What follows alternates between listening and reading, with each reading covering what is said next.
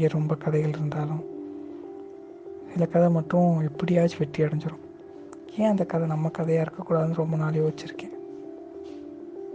அப்படி நம்ம கதையை போயிட்டு ஒருத்தட்ட போய் சொல்லும்போது கூட, இந்த கதையெல்லாம் நீ எப்படி பண்ண, உன்னால் பண்ண முடியுமா, இல்லை இங்கேருந்து காப்பி அடிச்சியான்னு கேட்கும்போதெல்லாம் ரொம்ப வலிக்கும்.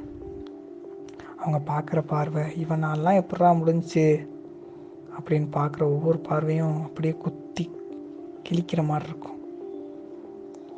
இது என் கதைன்னு சொல்கிறது என்ன பல நாள் கனவு. அப்படிப்பட்ட என் கனவு கண்டிப்பாக இன்றைக்கி தோக்காது மட்டும் எனக்கு தெரியும். என்னைக்காச்சும் ஒரு நாள் கண்டிப்பாக ஜெயிக்கும். என்ன நடந்தாலும் ஜெயிக்கும், கண்டிப்பாக ஜெயிக்கும்.